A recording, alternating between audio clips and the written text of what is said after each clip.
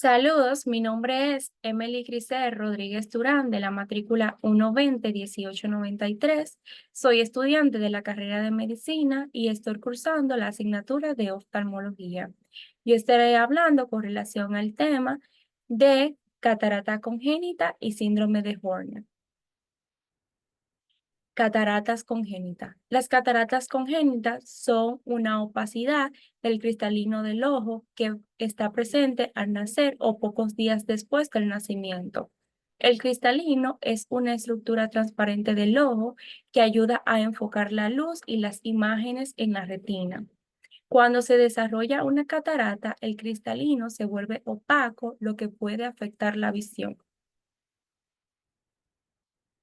Con relación a la etiología de la catarata congénita, esta puede afectar a cada 3 niños dentro de los 10.000 nacidos vivos.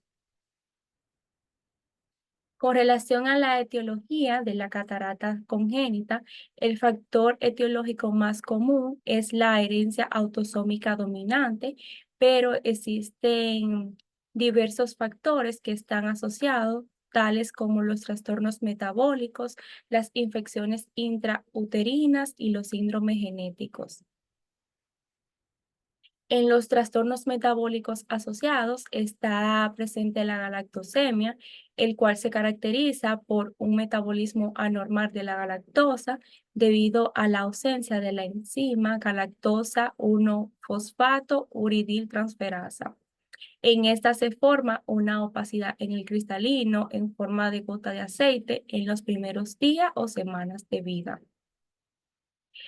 En el síndrome de Lowe, también llamado el síndrome óculo-cerebro-renal, el cual afecta el cerebro, la visión ocular y los riñones, y es un error del metabolismo de aminoácidos que cursa con manifestaciones neuromusculares y renales.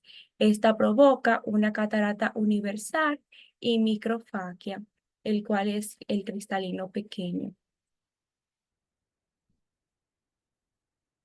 Otro de los trastornos metabólicos asociados es la manosidosis, el cual se da por la deficiencia de la alfa-manosidasa, el cual ocurre en opacidades puntiformes en la corteza posterior del cristalino, con un patrón radial y opacidad central. Otros trastornos metabólicos asociados es el hipoparatiroidismo, el pseudohipoparatiroidismo, la hipoglicemia e hiperglicemia. Otro de los factores son las infecciones intrauterinas, en este caso la rubeola, el cual se transmite por la placenta y provoca cataratas unilaterales o bilaterales nucleares, perladas o más difusas. En el caso de la toxoplasmosis, esta provoca cataratas, coriorrenititis, y que es la inflamación de la coroides y la retina, microftalmia y atrofia óptica. Otro de los factores es el citomegalovirus, que a nivel ocular produce cataratas, coriorrenititis, microftalmia, queratosis y atrofia óptica, entre otras como la varicela, el sarampión, herpes, VIH y sífilis. Otro de los factores para ocasionar la catarata congénita son los síndromes genéticos, como es el síndrome de Down y el síndrome de Edwards. El síndrome de Down o trisomía 21, las cataratas pueden ser de morfología variadas y las opacidades pueden ser simétricas y aparecen en niños mayores. Ya en el caso del síndrome de Edwards, es o conocido como la trisomía 18, esta aparece una catarata acompañada de toxi, microftalmia, opacidad corneal, coloboma uveal y del nervio óptico. En la evaluación ocular, esta se realiza para determinar la opacidad del cristalino en el recién nacido. En este caso, hay que fijarse en el aspecto y el grado de visualización del fondo del ojo.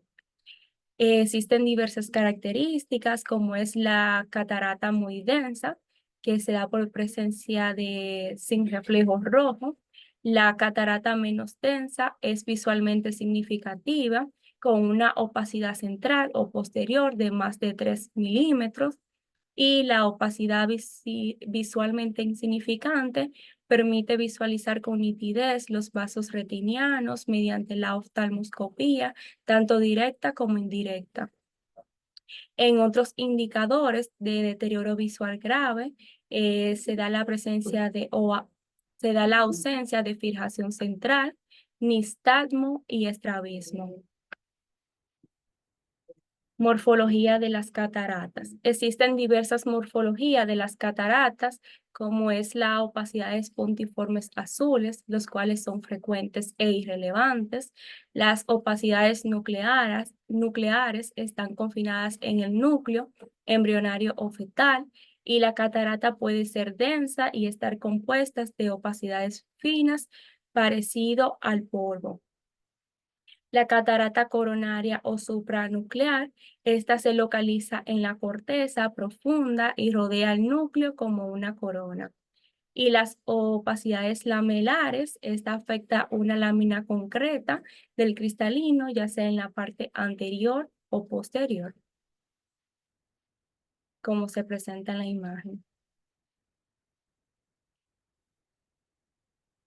En las opacidades centrales o en gota de aceite, como se observa en esta imagen, aquí, estas son típicas de las galactosemias, presente en los trastornos metabólicos. También la catarata de las suturas, la opacidad sigue la sutura en Y, anterior o posterior. La catarata polar anterior puede ser plana o proyectarse y se asocia a la membrana pupilar persistente como aniridia, que es la ausencia del iris, y el lenticono anterior, la protuberancia cónica en la cápsula del cristalino y la corteza. Y la catarata polar posterior se asocia al lenticono posterior y vestigios vasculares fetales. Esta suele estar muy unida a la cápsula del cristalino, por lo que hay alto riesgo de descendencia capsular en la cirugía.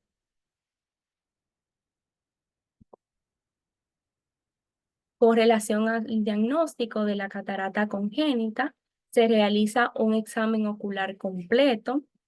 El examen con lámpara de hendidura, esta le permite al médico observar el cristalino y otras estructuras del ojo con mayor detalle. En el examen del fondo de ojo, esta sirve para evaluar la retina y otras partes internas del ojo. Las pruebas de reflejo rojo, estas suelen ser utilizadas en los recién nacidos para detectar cualquier opacidad en el cristalino. Y la ecografía, esta es indicada en el caso de que el fondo del ojo no es visible. En el caso del diagnóstico existen otras pruebas especiales, como es la mirada preferencial forzada y potenciales visuales evocados, y pruebas complementarias sistémicas, como es el cribado de infecciones intrauterinas, análisis de orinas para detectar la galactosemia y aminoácidos, la glucemia, calcemia y galactoquinasa. Conforme a su tratamiento, existen diversos tipos de cirugía de acuerdo a la necesidad. En el caso de la cirugía urgente, esta es especialmente antes de las 4 semanas para prevenir el glaucoma infantil. Las cataratas bilaterales tensas, estas suelen operarse entre las 4 a 10 semanas. Las cataratas unilaterales tensas es una cirugía entre 4 a 6 semanas, seguida de terapia intensiva contra la ambliopía. Y la catarata unilateral parcial es un tratamiento mediante la dilatación pupilar y oclusión contralateral parcial. Existen diversas complicaciones, como es la opacidad de cápsula posterior, las membranas secundarias en las pupilas, glaucomas, y estas suelen darse en pacientes especialmente más jóvenes. Y otras de las complicaciones es el desprendimiento de retina. En la rehabilitación visual puede darse un tratamiento intensivo en el caso de que exista ambliopía, el uso de gafas en niños mayores con afaquia bilateral, lentes de contacto para afaquia unilateral o bilateral y implantación de lente intraocular en niños pequeños con corrección de hipermetropía inicial. Tras la cirugía de cataratas en niños, es crucial prevenir la ambliopía con medidas adecuadas. Síndrome de Horner, o conocido como la parálisis oculosimpática. El síndrome de Horner es importante conocer su vía anatómica, la cual la vía simpática consta de 3 neuronas, como es la neurona de primer orden, segundo orden y tercer orden. La primera neurona, conocida como la central, empieza desde el hipotálamo posterior, presente en la imagen, por el tronco del encéfalo hasta la médula espinal, localizado entre C8 y T2. Luego viene la segunda neurona preganglional que va desde el centro del cilio espinal hasta el ganglio cervical superior del cuello. Luego la tercera neurona, conocida como postganglional, esta asciende a lo largo de la arteria carótida interna para penetrar en el seno cavernoso, donde se une la rama oftálmica del nervio trigémino.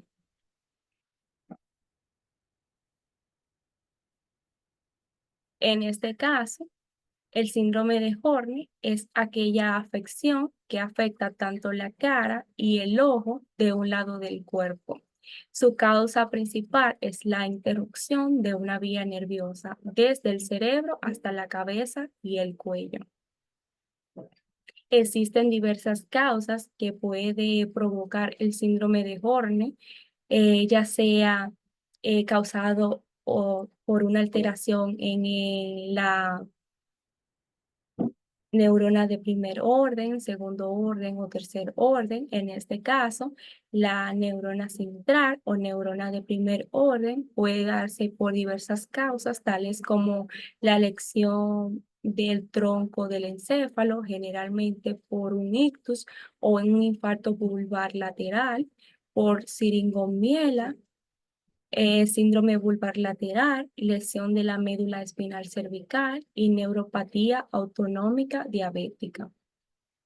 En el caso de la neurona de segundo orden o preganglionar, puede darse por otras causas como el tumor de Pancoast, aneurisma y disección carotidia y aórtica, lesión de la médula espinal torácica, diversas lesiones cervicales como el tumor tiroideo, adenopatías, traumatismo y posquirúrgica. Y en la postganglional o neurona de tercer orden puede ser por una disección de la arteria carótida interna, tumor nasofaríngeo, tumor del seno cavernoso, otitis media y cefalea en brotes, como es en el caso de la neuralgia migrañosa. La mayoría de los casos en su presentación clínica son unilaterales en el síndrome de Horner, pero entre las causas bilaterales estarían las lesiones de la columna cervical y la neuropatía diabética autonómica. El síndrome de Horner es doloroso, sobre todo si es de comienzo agudo. Otras de las manifestaciones es presencia de una toxis leve de 1 a 2 milímetros, secundaria a debilidad de Müller, presencia de miosis debido a la acción no contrarrestada del esfínter pupilar con la consiguiente anisocoria Otra de las causas es la anisocoria, que puede aumentar en penumbra y la pupila de Horner se dilatará muy lentamente. Y los reflejos fotomotores y de proximidad de las pupilas suelen ser normales.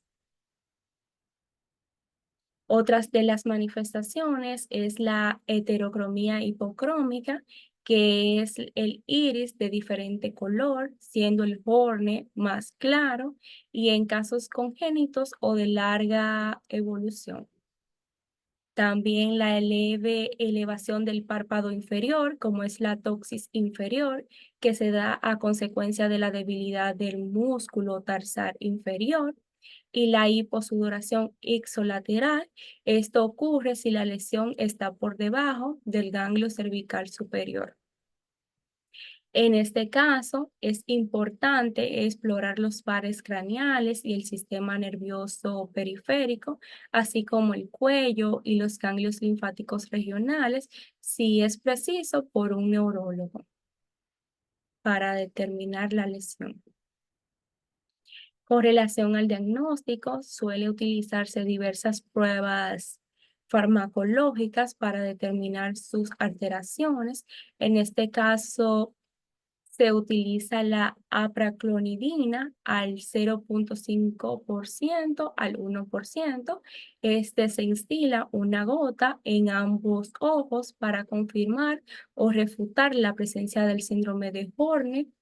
En este caso se obtiene un resultado que la pupila de Horner se va a dilatar mientras que la pupila normal no se modifica. En este caso es importante tomar en cuenta que la apraclonidina no debe emplearse en niños menores de 2 años, ya que esta suele atravesar la barrera hematoencefálica. Otras de las pruebas farmacológicas utilizadas es la cocaína al 4%, el cual se instila en ambos ojos. Esta se reserva para aquellas lesiones que suelen ser agudas y obtener un resultado donde la pupila de Horner no se dilata, pero la normal sí. En casos de que la prueba de apraclonidina dé resultados equivocados, eh, y haya una alta sospecha clínica, esta suele utilizarse. La fenilefrina al 1%, esta es más asequible que la hidroxianfetamina o fenilefrina, que es un efecto equiparable y se utiliza para distinguir entre lesiones preganglionares y postganglionares. Otras de las pruebas utilizadas es la gota de hidroxianfetamina al 1%, el cual se instila 2 gotas en cada ojo. Es más sensible que la prueba de fenilefrina y se obtiene un resultado en el horne preganglionar o pupila normal. Suele dilatarse, mientras que la horne postganglionar no se dilata. Para determinar el síndrome del Horner existen diversas pruebas complementarias como es la tomografía computarizada o angiografía de resonancia magnética, el cual se utiliza para examinar la región desde el arco aórtico al polígono de Willis y facilitará las lesiones cervicales, el vértice pulmonar, tiroides y la base del cráneo. En la resonancia magnética, esta puede utilizarse si se requiere una mayor definición de los tejidos planos para descartar el ictus del tronco del encéfalo. Y con relación al tratamiento, este se centra en tratar las causas, si hay presencia de tumores, aneurismas, traumas, enfermedades infecciosas. También se trata por medio de cirugía, en este caso para tratar la toxis principalmente y la apraclonidina. Esta suele utilizarse como un medicamento transitorio. Esto ha sido todo de mi parte. Gracias por su atención. Espero que le haya gustado mi conferencia. Y aquí les dejo las bibliografías utilizadas con relación al contenido de mi conferencia. Muchas gracias.